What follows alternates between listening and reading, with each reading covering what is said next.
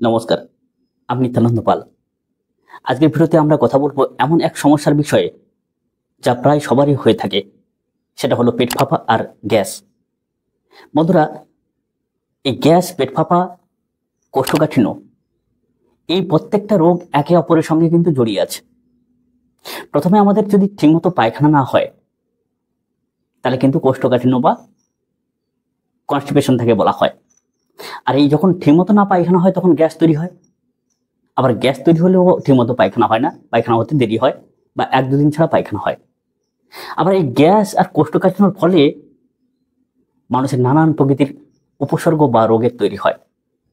অর্থাৎ বন্ধুরা, আজকে আলোচনা করব এমন কিছু হোমিওপ্যাথি ওষুধ সম্বন্ধে, যে ওষুধগুলো সেবন করলে আপনি বহু বছরের কোষ্ঠকাঠিন্য থেকে মুক্তি পেতে পারবেন, গ্যাস অ্যাসিড বদহজম থেকেও মুক্তি পাবেন। ওই যে একটু আগে বললাম, একটা রোগ আর একটা রোগের জন্য দায়ী, একে অপরের সঙ্গে জড়িত। আজকের আমি আপনাদের বলবো এর কারণ এবং হোমিওপ্যাথি ওষুধের কিছু অসাধারণ ঔষধ। ভিডিওটা একেবারে শেষ পর্যন্ত দেখবেন, দারুণ এবং খুব উপকারী ভিডিও হতে চলেছে। প্রথমে দেখা যাক পেট ফাঁপা বা গ্যাসের আসল কারণগুলো কি কি। প্রথম যে কারণটা সেটা হচ্ছে ঠিকমতো চিবিয়ে না খাওয়া। দ্বিতীয় যে কারণটা সেটা হচ্ছে অতিরিক্ত তেল মশলা বা ঝাল বা ফাস্টফুড খাওয়া। তৃতীয় যে কারণটা একসাথে খুব বেশি খাওয়া। আপনি অল্প পরিমাণে খাবেন কিন্তু ঘন ঘন খাবেন, পেটে খিদে রেখে খাবেন। তাতে দেখবেন আপনার হজম ক্ষমতা বৃদ্ধি হবে, গ্যাস অ্যাসিডিটি কম হবে, আপনি সুস্থ থাকতে পারবেন। 4 নম্বর যেটা, খাওয়ার সঙ্গে সঙ্গে জল খাওয়া। বন্ধুরা, অগ্নাশয় থেকে এক প্রকার অ্যাসিড বা কাইল রস এসে আমাদের খাবারগুলোকে পচিয়ে তোলে বা পাচিত করে। সেখানে কিন্তু সেই অগ্নাশয় থেকে যে রস আসে সেটা কিন্তু ভীষণ প্রকৃতির গরম ভাতের মতো, সেই সব খাবারগুলোকে আমাদেরকে হজম করতে সহযোগিতা করে। কিন্তু তার উপরে যদি আমরা ঠান্ডা জল খাই খাওয়ার সঙ্গে সঙ্গে, সেই ঠান্ডা জল গিয়ে কিন্তু সেই অগ্নাশয় গরম রসটাকে কিন্তু ঠান্ডা করে ফেলে। ফলে কি হয়, ঠিকমতো খাবারগুলো হজম হয় না। অতএব খাবারের সঙ্গে সঙ্গে কোনোভাবেই জল খাওয়া যাবে না। 5 নম্বর হচ্ছে কোষ্ঠকাঠিন্য। বন্ধুরা, যখন আমাদের কোষ্ঠকাঠিন্য আসে তখন কিন্তু গ্যাস তৈরি হয়, একটু আগে বললাম। অতএব আমাদেরকে কি করতে হবে, যাতে করে সকালে প্রত্যহ নিয়ম করে পায়খানাটাকে পরিষ্কার রাখা যায়, সে দায়িত্ব কিন্তু নিজেকে নিতে হবে। 6 নম্বর যেটা হচ্ছে হজমের এনজাইম কমে যাওয়া। 7 নম্বর কারণ যেটা হচ্ছে মানসিক চাপ বা স্ট্রেস। অতএব এগুলো যদি নিয়ন্ত্রণে না আনি, তাহলে শুধু গ্যাসই নয়, দীর্ঘমেয়াদী পেটের আরও অনেক কিছু সমস্যা ঘটতে পারে বা হতে পারে। আসুন বন্ধুরা, আজকের কিছু হোমিওপ্যাথি ওষুধ সম্বন্ধে আলোচনা করি। শেষমেশ একটা ওষুধের কথা বলবো, যে ওষুধটা নিয়ম মাফিক, নিয়ম মেনে আপনি যদি প্রত্যহ রাত্রে করে খান, বহু বছরের কোষ্ঠকাঠিন্য বা কনস্টিপেশন রোগ থেকে কিন্তু আপনি মুক্তি পাবেন। অতএব বাচ্চারা কেমন খাবেন, কটা করে খাবেন, বড়রা যারা কম বয়সী তারা কেমন ভাবে খাবেন, কটা করে খাবেন, আর যারা বৃদ্ধ বয়সী বহুত দিন যাবৎ কোষ্ঠকাঠিন্য রোগে ভুগছেন তারা কটা করে খাবেন, সমস্ত কিছু এখানে কিন্তু আলোচনা করব। প্রথমে আলোচনা করব হোমিওপ্যাথি ওষুধগুলো সম্বন্ধে এক এক করে। প্রথম যে ওষুধটা সম্বন্ধে আলোচনা করব সেটা হচ্ছে কার্বোভেজ। কেমন প্রকৃতির লক্ষণ থাকলে খাবেন, যাদের গ্যাস খুব বুক পর্যন্ত উঠে যায়, শ্বাসকষ্ট ভাব হয়, চাঁপুস্কা ঢেকুর ওঠে, হেউ হেউ করে ঢুকে তোলে, সামান্য বাতাস পেলেই আরাম হয়, গ্যাস ভরলে স্বস্তি লাগে, দুর্বল বয়সী বড় মানুষদের জন্য ভীষণভাবে কাজ করে। বিশেষ করে যারা দুর্গন্ধ বায়ু নিঃসরণ করেন, সবসময়ের জন্য তাদের বায়ু বেরোতেই আছে, পেটে দমসম হয়ে যায়, এরকম যারা আছেন, যাদের সমস্যাগুলো হয়ে থাকে, তারা কিন্তু কার্বোভেজ 200 potency সকাল দুপুর সন্ধ্যা দিনে 3 বার করে সেবন করবেন। 2 নম্বর যে হোমিওপ্যাথি ওষুধটা সেটা হচ্ছে চায়না, যাকে বলা হয় সিনকোনা অফিসিনালিস। সামান্য কিছু খেলে পেট ফুলে ঢোলের মতো হয়ে যায়, গ্যাস ভরতে চায় না, ডায়রিয়া বা রক্তক্ষরণের পর দুর্বলতার কারণ দেখা যায়, যার ফলে গ্যাস তৈরি হয়। এছাড়া দেখবেন যে গোটা খাবার নির্গমন, অজীর্ণ গোটা খাবার, আপনি পেঁপে খাচ্ছেন কি অন্য কিছু খাচ্ছেন, দেখবেন পায়খানার সঙ্গে গোটা নির্গমন হয়, ঠিকমতো হজম হতে চায় না। এরকম সমস্যা যাদের, তারা কিন্তু অবশ্যই করে হজম ক্ষমতা বৃদ্ধির জন্য চায়না হোমিওপ্যাথি ওষুধটাকে সেবন করতে পারেন, যাকে বলা হয় সিনকোনা অফিসিনালিস। 30 potency দিনে 3 বার করে, আহারের 1 ঘন্টা আগে কি 8 ঘন্টা আগে 1 থেকে 2 ফোঁটা করে সেবন করবেন। 3 নম্বর যে হোমিওপ্যাথি ওষুধটা সবার পরিচিত, খুব দারুণ একটা হোমিওপ্যাথি ওষুধ আমাদের লিভারের ক্ষেত্রে, লাইকোপোডিয়াম। বিকেলের পর গ্যাস বৃদ্ধি হয়, বিশেষ করে বিকেল 4টে থেকে রাত্রি 8টা পর্যন্ত এই রোগের প্রাবল্য দেখা যায়। সামান্য খেলেও মনে হয় পেটটা ভরে গেছে। পেটের ডান পাশে সমস্যা বেশি, বললাম না, ডান লিভারের উপরে এই লাইকোপোডিয়ামের ক্রিয়া ক্ষমতা বেশি। সাধারণত পাতলা কিন্তু পেট মোটা এমন রোগীর জন্য কিন্তু লাইকোপোডিয়াম দারুণভাবে কাজ করে। সঙ্গে গলা বুক জ্বালা, টক ঠেকুর, এগুলো তো রয়েইছে। নাক্সের লক্ষণ থেকেও নাক্স যখন কাজ না হয় তখন কিন্তু লাইকোপোডিয়ামের প্রয়োজন হয়। এছাড়া যদি দেখেন যে আপনার রোগ লক্ষণটা বিকেল 4টে থেকে রাত্রি 8টা পর্যন্ত বৃদ্ধি পাচ্ছে, ডান লিভারে ব্যথা এগুলো যদি থেকে থাকে, তাহলে লাইকোপোডিয়াম আপনার ক্ষেত্রে মন্ত্রবোধ কাজ করবে। লাইকোপোডিয়াম 3 পোটেন্সি আপনি দিনে 3বার করে খেতে পারেন আহারের আধ ঘন্টা আগে। তবে বেশিরভাগ কিন্তু যারা একটু ক্রনিক 2-1 মাস পুরনো রোগে ভুগছেন, তারা অবশ্যই করে উচ্চ শক্তি ব্যবহার করবেন। যেমন ধরুন 200 পোটেন্সি থেকে দিনে 2বার করে ব্যবহার করবেন লাইকোপোডিয়াম 200 পোটেন্সি, দেখবেন দারুণভাবে কাজ পাবেন। এবারে আসেন নাক্স ভূমিকা, সবার পরিচিত একটা হোমিওপ্যাথি ঔষধ, প্রত্যেকের বাড়িতে কম বেশি থেকে থাকে এবং প্রত্যেক মানুষ এর সঙ্গে পরিচিত। যারা অতিরিক্ত কফি, মদ, ঝাল মশলাদার খাবার খান, অথচ এই মশলাযুক্ত খাবারে খুব ইচ্ছুক কিন্তু হজম করতে পারেন না, কোষ্ঠকাঠিন্য সহ গ্যাস, বুক জ্বালা, টক ঢেকুর এগুলো নিয়তই লেগে থাকে। বেশিরভাগ ক্ষেত্রে বসে দিন অতিবাহিত করেন মেজাজ খিটখিটে ব্যক্তি, মানসিক চাপ খুব বেশি থাকে, সহজেই রেগে যান, এইরকম ব্যক্তির ক্ষেত্রে কিন্তু নাক্স ভূমিকা অতুলনীয় কাজ করে। অবশ্যই করে নাক্স ভূমিকা আপনি 3x সারাদিনে 3বার আহারের আধ ঘন্টা আগে, না হলে 30 বা 200 পোটেন্সি সারাদিনে 2 থেকে 3বার আহারের আধ ঘন্টা আগে 1 থেকে 2 ফোঁটা করে সেবন করবেন। এবারে আসি 5 নম্বর হোমিওপ্যাথি ওষুধ কোলোসিন্থ। এই হোমিওপ্যাথি ওষুধটাকে কখন ব্যবহার করবেন?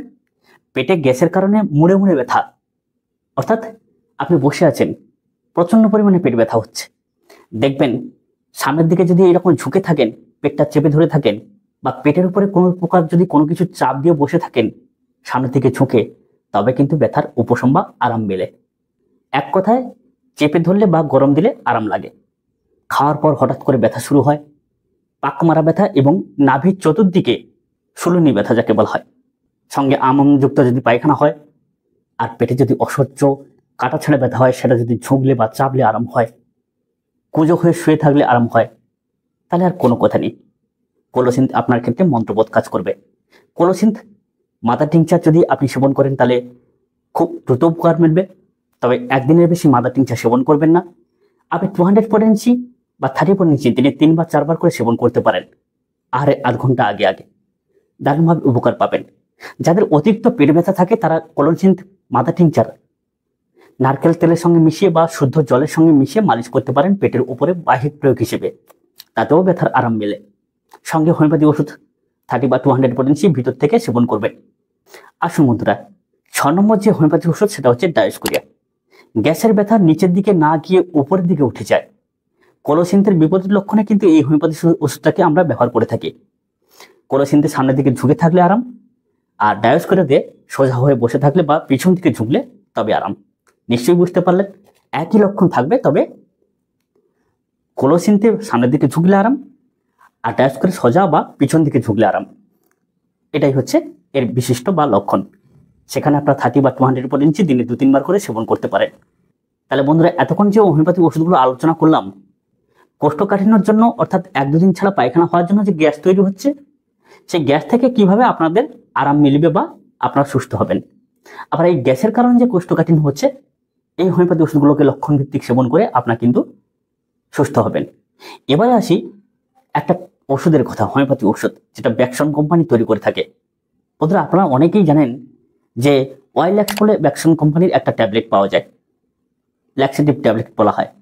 যারা অতিরিক্ত পরিমাণে কোষ্ঠকাঠিন্য রোগে ভুগছেন, তাদের পায়খানাটাকে খুব সুন্দরভাবে এবং দ্রুততার সঙ্গে করানোর জন্য বা রেগুলার করার জন্য এই হোমিওপ্যাথি ওষুধটাকে কিন্তু ব্যবহার করা হয়, ট্যাবলেট ফর্মে পাওয়া যায়। কিন্তু বন্ধুরা, আজকের ওয়াইল্যাক্স সম্বন্ধে আলোচনা করব না। এই ব্যাকসন কোম্পানি তৈরি করে থাকে ল্যাক্স 8 নামক এক প্রকার কোষ্ঠকাঠিন্য বা কনস্টিপেশনের ট্যাবলেট। আপনারা ছবিতে দেখতে পাচ্ছেন, প্রত্যহ রাত্রে শুতে যাওয়ার আগে অর্থাৎ আহারের পরে আপনারা কে কেমন বয়সী কটা করে ট্যাবলেট সেবন করবেন সমস্ত কিছু এখানে আলোচনা করছি। তার আগে একটু আলোচনা করে নিই, ওয়াইল্যাক্স ট্যাবলেটটা কিন্তু সালফার, সেন্না অর্থাৎ সোনামুখী পাতা আর ফেনলেফথেলিন এই সহযোগে কিন্তু প্রস্তুত হয়েছে। কিন্তু এখানে যে ল্যাক্স 8 ট্যাবলেটটা কিন্তু দুটো ওষুধের সমন্বয়ে তৈরি। এক হচ্ছে সেন্না অর্থাৎ সোনামুখী পাতা থেকে তৈরি, আর একটা হচ্ছে কি কষা ফল যাকে বলে হরিতকি। এই হরিতকি ফল থেকে কিন্তু তৈরি করা হয়েছে, অর্থাৎ দুটো ওষুধের সমন্বয়ে এই ওষুধটা তৈরি হয়েছে। এবারে আসি কোন বয়সে কিভাবে খাবেন। যাদের সামান্য মাত্র কনস্টিপেশন রোগে ভুগছেন, ধরুন 1-2 দিন ছাড়া পায়খানা রোগে ভুগছেন আপনি, আপনার একা একা পায়খানা আবার দুদিন পরে রেগুলার এসে যায়। আপনি সেক্ষেত্রে একটি করে ট্যাবলেট প্রত্যহ রাত্রে শুতে যাওয়ার আগে সেবন করতে পারেন। এরকম আপনি 10 দিন 15 দিন যাবৎ সেবন করলেন। তবে যদি দেখেন যে একটা ট্যাবলেট খাওয়ার পরে আপনার পায়খানাটা নিয়মিত হয়ে যাচ্ছে, একটু পাতলা টাইপের হচ্ছে, তাহলে বন্ধ করে দেবেন। আবার যখন সমস্যা হবে তখন খাবেন। আসি যারা অতিরিক্ত পরিমাণে কোষ্ঠকাঠিন্য ভুগছেন, যাদের 2 দিন 4 দিন 5 দিন 6 দিন অন্তর পায়খানা হয় এবং পায়খানা বেগ দিতে গেলে চোখ মুখ নিয়মিত লাল হয়ে যায়, কখনো কখনো রেকটামটা ফেটে যায়, যারা এরকম 2 বছর 4 বছর এরকম সমস্যায় ভুগছেন কিংবা আরো অধিক দিন সমস্যায় ভুগছেন, তারা 3 থেকে 4টি পর্যন্ত ট্যাবলেট খেতে পারেন। তবে প্রত্যেকে বলি রাত্রি আহারের পরে শুতে যাওয়ার আগে। এবার এসে বাচ্চাদের ক্ষেত্রে, বন্ধুরা বাচ্চাদের ক্ষেত্রে কিন্তু এই ওয়াইলেস ট্যাবলেট আমরা কিন্তু ব্যবহার করি না বললেই চলে। সর্বদাই চেষ্টা করি যাতে করে ওষুধ দিয়ে আমাদের ডায়াগনোসিস করে তাকে সুস্থ রাখা যায়। কিন্তু এই যে ল্যাক্সেট ট্যাবলেটটা, এটাই কিন্তু ফেনালেফথ্যালিন নেই, যার জন্য আপনি নিঃসন্দেহে বাচ্চাদের ক্ষেত্রেও ব্যবহার করতে পারেন। তবে সর্বদাই বলি কম বয়সী বাচ্চাদের জন্য একটি করে ট্যাবলেট আপনি পরপর 2 থেকে 3 দিন দিলেন। যখন দেখবেন পায়খানাটা রেগুলার চলে আসছে তখন কিন্তু সম্পূর্ণ ডায়াগনোসিস করে হোমিওপ্যাথি ওষুধ দিয়ে সুস্থ রাখার চেষ্টা করবেন। তাহলে বন্ধুরা এই যে ওষুধগুলো সম্বন্ধে আলোচনা করলাম, এই ওষুধগুলো কিভাবে খাবেন সম্পূর্ণ কিন্তু আমি বিস্তারিতভাবে আলোচনা করলাম। এবারে কিছু বিধিনিষেধ কিন্তু আপনাদেরকে মানতে হবে। সমস্ত কিছু ওষুধের উপরে নির্ভর করবেন, অবহেলায় দিন কাটাবেন, হেয়তা করবেন, তা করলে কিন্তু হবে না। যেমন খাবার ধীরে ধীরে ভালো করে চিবিয়ে খান। খাওয়ার পর সঙ্গে সঙ্গে শুয়ে পড়বেন না, অন্তত আধা ঘন্টা কি 1 ঘন্টা আপনি হাঁটাচলা করুন। রাত্রে দেরি করে ভারী খাবার খাবেন না, আপাতত 9টা থেকে 10টার মধ্যে খাওয়া অভ্যাস করুন এবং খাওয়ার পরে 1 ঘন্টা কি আধ ঘন্টা আপনি একটু হাঁটাচলা করুন, পায়চারি করুন, তারপর শুতে যাবেন। 5 নম্বর হচ্ছে প্রচুর পরিমাণে জল খাবেন, কিন্তু খাওয়ার সঙ্গে সঙ্গেই নয়। ন্যূনতম আপনি আধ ঘন্টা থেকে 1 ঘন্টা পরে জল সেবন করুন। যদি সঙ্গে সঙ্গে আপনার জল সেবন করার ইচ্ছে হয় তাহলে উষ্ণ গরম জল সেবন করুন, কারণ অগ্নাশয় থেকে যে গরম কাইল রস এসে আমাদের খাবারটাকে হজম করতে পাকস্থলীতে পতিত হচ্ছে বা হয়েছে, সেখানে যাতে ঠান্ডা জল না গিয়ে তাকে ঠান্ডা করে দেয়, যার জন্য আপনি গরম পানীয় পান করতে পারেন। 6 নম্বর বা শেষ যে বিধিনিষেধটা আপনার মানবেন, অতিরিক্ত তেল মশলা এড়িয়ে চলবেন। কারণ আপনারা জানেন যখন আমাদের কাইল রস এসে পাকস্থলীতে পতিত হয়, অতিরিক্ত তেল আমাদের সেই খাবারের সঙ্গে কাইল রসটাকে মিশতে দেয় না, আলাদা করে রাখে, ফলে হজম না হয়ে আমাদের গ্যাস সৃষ্টি হয়, পেটে ব্যথা সৃষ্টি হয়, আর এই গ্যাস ব্যথা থেকে কিন্তু আসে কনস্টিপেশন। তাহলে অবশ্যই করে বুঝতে পারলেন কিভাবে আমাদেরকে সুস্থ রাখার চেষ্টা করতে হবে। সমস্ত কিছু ডাক্তারের উপর না ছেড়ে দিয়ে নিজেকে ভালো রাখার চেষ্টা করুন, সুস্থ থাকুন। আবার আসবো এমন একটা ভিডিও নিয়ে যে ভিডিওটা আপনাদের খুব উপকার লাগবে। নমস্কার।